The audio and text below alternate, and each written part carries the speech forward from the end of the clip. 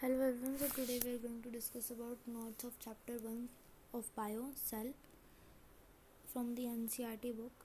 So here we start biology. अब biology क्या है? Study of living organism. और जब हम plants की study करते हैं तो उसे हम क्या कहते हैं? Botany. और जब हम animals की study करते हैं तो उसे हम क्या कहते हैं? Zoology. फिर आता है कि जितने भी लिविंग ऑर्गेनिजम्स हैं वो सारे सेल से मिलके बने होते हैं, किसको छोड़ के? वायरस को छोड़ के। वायरस ना वो सेल से मिलके बना होता है, ठीक है, और ना ही वो लिविंग है। सेल क्या एक लिविंग भी है और नॉन लिविंग भी। कैसे? जब वो होस्ट बॉडी के अंदर होता है वो क्या होता है? लिविंग। और जो होस्ट बॉडी के बाहर होता है तो उसे वो कैसे बिहेव करता है? नॉन लिविंग, ठीक है।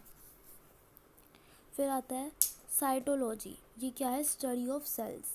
अब सेल होते हैं, सेल से क्या बनता है? टिश्यू। टिश्यू से क्या बनते हैं? ऑर्गन। ऑर्गन से क्या बनता है? Organ system.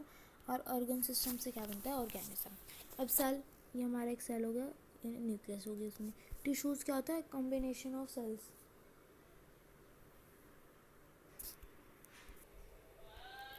अब टिश्यूज़, अब मैंने बताया आपको टिश्यूज़ क्या होता है? Combination of sales.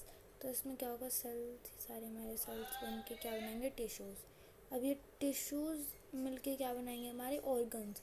जैसे हमारे आइज़, ईयर्स, नोज़, स्किन, ये सारे हमारे ऑर्गन्स बनाएंगे। फिर अब ये ऑर्गन्स क्या बनाएंगे? Organ system. अब हमारा नोज़ है और ये लंग्स वगैरह, ये सारे हमारे मिलके क्या बनाते हैं? रेस्पिरेटरी सिस्टम बनाते हैं हमारा। और वो अब सारे सिस्टम्स मिलके क्या बनाते हैं? हमारा ऑर्गेनिज्म। फिर आता है सेल। सेल क्या होता है? Building block of living organisms, ठीक है। अब सबसे पहले सेल तो हमने पढ़ लिया, अब ये सेल की स्टडी भी पढ़ लिया हमने क्या होता है। लेकिन जो सेल को डिस्कवर किसने किया था? तो किसने किया था? रॉबर्ट हुक ने। उन्होंने कौन से सेल को डिस्कवर किया था? डेड सेल को। कहाँ पे करा था? बार्क्स जो होती है ना, ट्री की बार्क होती है, उसके जो कोर पार्ट होता है उसमें। बार्क क्या होता है? अब आउटर लेयर ऑफ ट्री।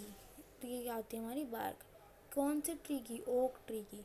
कैसे किया था? उसने खुद से एक माइक्रोस्कोप बनाया था। उसका जो मैग्नीफिकेशन क्या था?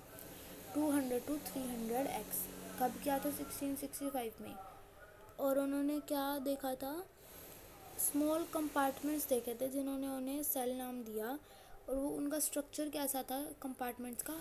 हनी कॉम्ब स्ट्रक्चर था उनका, ठीक है। और जो सेल की स्टडी होती है उसकी बुक कहाँ पे होती है? वो बुक है उसके लिए एक माइक्रोग्राफिया, ठीक है। फिर नेक्स्ट हमारे पास आते हैं एंटोनी वैन लीeuwenhoek। अब रॉबर्ट हुक ने तो हमारे करे थे डेड सेल, अब लिविंग सेल भी तो किसी ने करे ही होंगे, तो वो किसने करे थे? Antonie van Leeuwenhoek. तो उन्होंने लिविंग सेल किए थे कब? 1674 में। और कैसे किए थे? अपने खुद के माइक्रोस्कोप से ही, ठीक है। अब इनको लीeuwenhoek को हम एक नाम और भी दे रखा है हमने, फादर ऑफ माइक्रोबायोलॉजी, ठीक है। रहता है यूनिसेलुलर ऑर्गेनिज्म।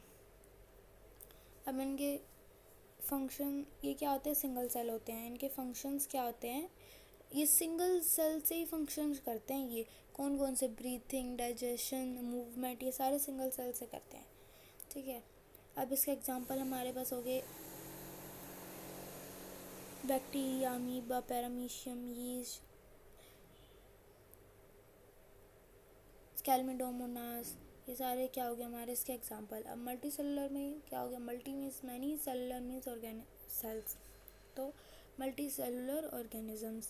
अब इसमें क्या होता है कि डिविजन्स होते हैं ना, डिवीज़न वर्क का जो डिवीज़न होता है वो अलग अलग सेल्स करते हैं। अब यूनिसेलर में तो एक ही सेल सारे काम कर देता था, ब्रीथिंग, डाइजेशन, मूवमेंट सारे एक ही सेल कर देता था। लेकिन मल्टी सेलुलर में हर एक काम हर एक सेल को मिला हुआ है। जैसे कि ऑक्सीजन ट्रांसफॉर्मेशन कौन करता है? Red blood cells. बैक्टीरिया से लड़ता कौन है? White blood cells. और इन्फॉर्मेशन कौन सेंड करता है? हमारी नर्व्स और न्यूरॉन सेल करते हैं, सेंड करते हैं। अब यहाँ पे कुछ थोड़ा बहुत बैक्टीरिया और अमीबा में डिफरेंस है। अमीबा में क्या है? न्यूक्लियस प्रेजेंट होती है और इसमें एब्सेंट होती है। न्यूक्लियस के अंदर यहाँ पे क्या होता है? डीएनए, और डीएनए यहाँ पे बैक्टीरिया में ऐसे ही प्रेजेंट होता है। और हीट लविंग बैक्टीरिया को हम क्या कहते हैं? थर्मोफाइल्स, ठीक है। और हमने मल्टीसेलुलर के एग्जांपल्स देखते हैं, फंगी या प्लांट्स और एनिमल्स, ये क्या है, इसके एग्जांपल्स हैं। अब सेल भी अलग अलग शेप के होते हैं। ये स्पिंडल शेप होती है एक, जिसमें ऊपर से तो ये पॉइंटेड शेप होती है, ऊपर नीचे से, बीच से थोड़ी सी ये नैरो होती है। तो ये हमारी क्या होगी, स्पिंडल शेप का सेल हो गया। रेक्टेंगुलर शेप का ये हो गया हमारा, यहाँ पे देखो फिगर है, सर्कल शेप, ये हो गया टेल। जैसे स्पर्म होता है वो क्या होता है, टेल शेप का होता है, तो ये टेल शेप सेल भी हो गए हमारे, ठीक है। फिर आता है ब्रांच सेल। अब इसमें क्या होता है कि ब्रांच निकली हुई होती है उस सेल की, तो उसे हम क्या कहते हैं, ये हमारा सेल हो गया ऐसे, इसकी ब्रांच निकली हुई होती है, ठीक है। तो ये हमारा होगा ब्रांच वाला सेल, ठीक है। अब ये बहुत हमने टाइप देख लिया, और भी बहुत सारे होते हैं इसमें। अब आता है स्मॉलेस्ट लिविंग सेल कौन सा होता है हमारा, माइक्रोप्लाज्म, ठीक है। ये एक बैक्टीरिया का टाइप है, और कौन सा बैक्टीरिया का, पीपीएलओ, प्लूरोन्यूमोनिया लाइक ऑर्गेनिजम्स, ये इसकी फुल फॉर्म है पीपीएलओ की।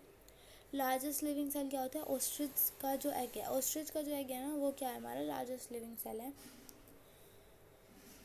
फिर आता है हमारे पास वायरस क्या है, सेल से नहीं मिलके नहीं बना होता, और ये बैक्टीरिया से भी स्मॉलेस्ट होता है, ठीक है। माइक्रोस्कोप, अभी क्या होता है, ये एक ऐसा क्या हेल्प करता है कि छोटे से छोटे स्ट्रक्चर को हम क्लियरली देख सकें, और हर एक मतलब स्ट्रक्चर को देखने के लिए एसेंशियल होता है। अभी क्या कंटेन करता है, कन्वेक्स लेंस, जो क्या होता है कन्वर्जिंग लेंस, ठीक है। अब माइक्रोस्कोप भी दो टाइप के होते हैं, सिंगल लेंस और कॉम्बिनेशन ऑफ लेंस। अब इसमें क्या होता है, जो सिंपल लेंस होते हैं जिनमें, वो तो होते हैं सिंपल माइक्रोस्कोप, और जिसमें कॉम्बिनेशंस होते हैं उसे हम क्या कहते हैं, कंपाउंड माइक्रोस्कोप, जैसे कि आईपीस हो गया, ऑब्जेक्टिव लेंस हो गया। तो ये हमारे क्या हो गए, कॉम्बिनेशन ऑफ लेंस, जिसे हम क्या कहेंगे, कंपाउंड माइक्रोस्कोप। अब आता है सेल किससे देखा जा सकता है, इलेक्ट्रॉन माइक्रोस्कोप से, जो कौन यूज़ करते हैं, साइंटिस्ट, ठीक है। तो बाकी का जो और नोट्स हैं हम नेक्स्ट वीडियो में करेंगे discuss. Thank you very much.